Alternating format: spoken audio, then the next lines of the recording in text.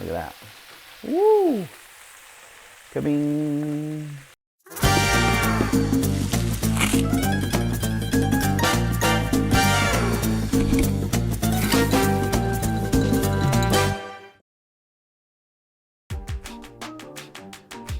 Welcome everybody to Smelly's Kitchen. Today we're going to be making up some burgers. Some cheeseburgers to be more specific. First things first, we got to season these bad boys. So let's get a little salt on there. Beep. We don't want to overdo it. I got some of this hardcore carnivore. Watch what this stuff does. You ready? Back up, everybody, back up. Don't want anybody to get hurt. Turns the burgers black right before your eyes. Look at that. Pretty cute, eh? Look at that. Hey. Not too bad, Smelly. Black burgers, huh? Okay. Get a little bit of this on there. Some more hardcore carnivore seasoning. You got to find good seasonings. You know, you don't want to be bored. People are like, oh, you eat the same thing all the time, eat the same meat all the time. And yeah, I do eat meat all the time, but I have a lot of different seasonings, a lot of different options, a lot of different ways to eat the meat.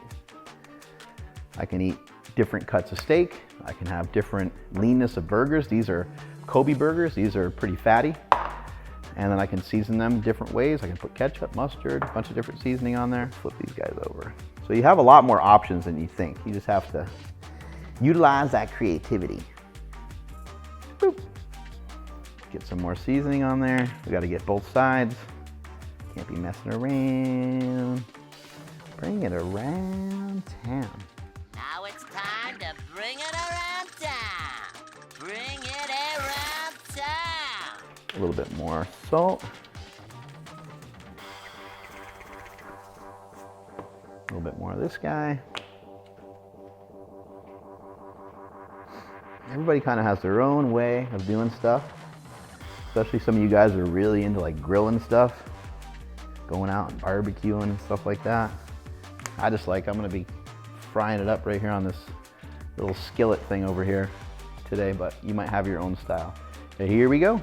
We're gonna throw them on here, but we first of all need to add some chub to the mix, even though this is already fat. I like to get a little bit of fat on there, get that burning in there. You ready? 3, 2, 1. Crowd goes wild. Everybody loves cheeseburgers.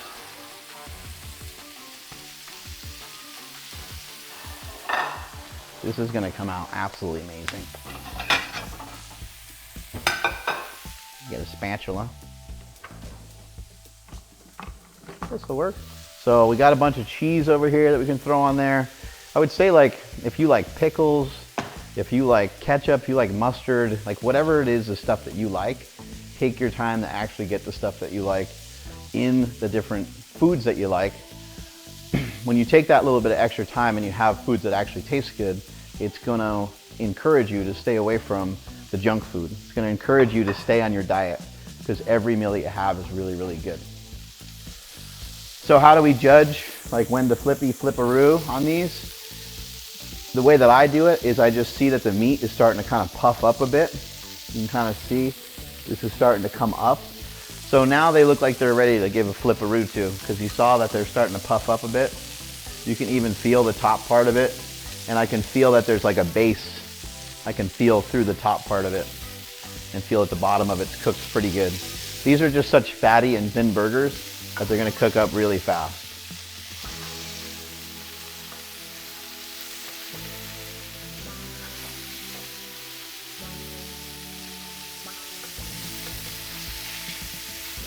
And some people get a little bit sad or a little bit mad if I use this thing, but this thing works pretty good. Just kind of whoop.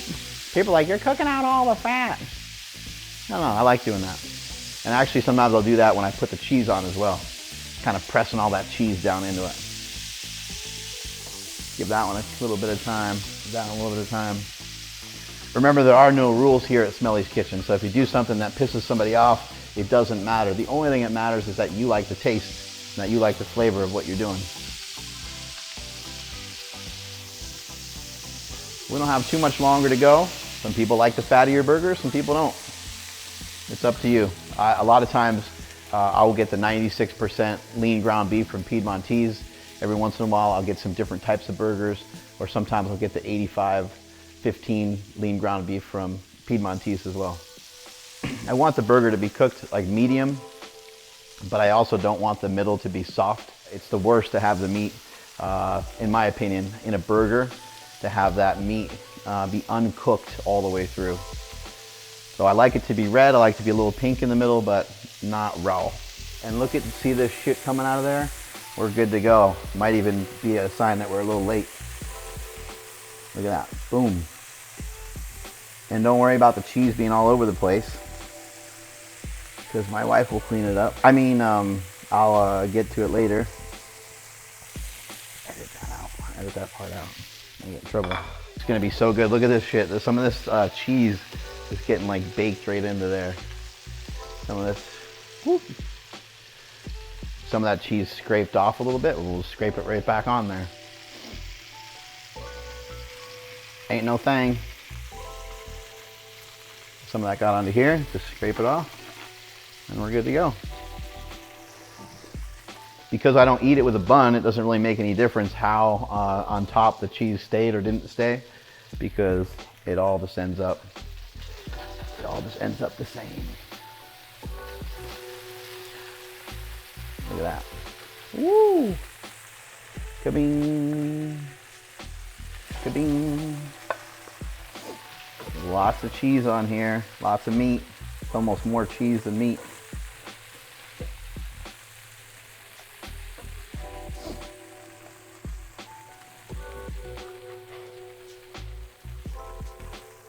The type of cheese you have matters a lot. This one is actually kind of a Mexican cheese. It has some other types of cheeses in there that made it a little, I don't know how to say the word right, but like just made everything a little more droopy. If this was cheddar cheese, it would have baked in there a little bit more perfectly, but this is the cheese that I got for today. And then look at this chunk that we're putting on the top here. That'll be nice and crispy. Ka-bing! Now, these bad boys got to cool off a little bit. Again, if you like ketchup, you like pickles, if you like mustard, you can dump that in there. I got to show you guys this. This is pretty good. You're going to draw out the testosterone into here, and then this goes into this way. This is actually a pickle grabber that my daughter got for my wife for Mother's Day. I'm not sure why, but I think it's the greatest present ever. The only problem is you got to be highly skilled to be able to use this thing. Let's see. Shoot. Oh, I got it.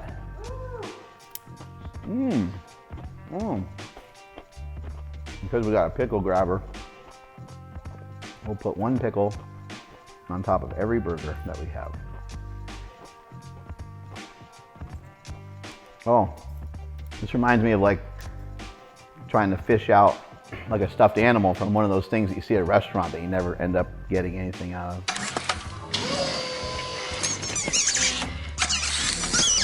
I have been chosen. Farewell, my friends. I go on to a better place. Bam. Nailed it. I'm gonna give these guys a try and tell you guys what I think. Let's see.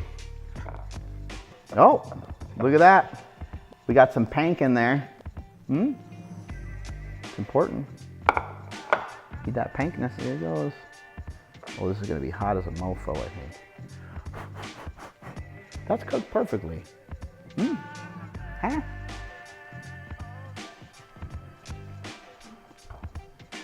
Extraordinary. Unfucking believable. Now you have to sit there and watch me eat this whole plate. You know, I really did something on this one. At least I think I did. Now we're gonna try it with the pickle. I'm doing experimentation.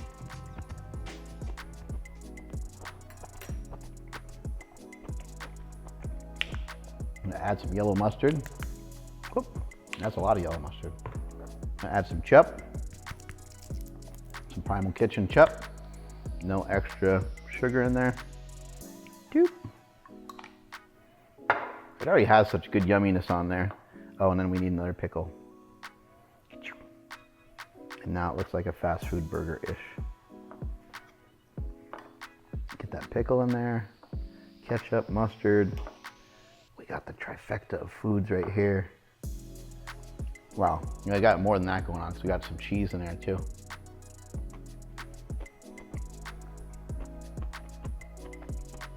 I'm trying to tell you guys I'm onto something over here. Let's see the results. Hopefully he doesn't keel over and die. That's really good. It's fucking... 2 thumbs up. That's amazing. Amazing.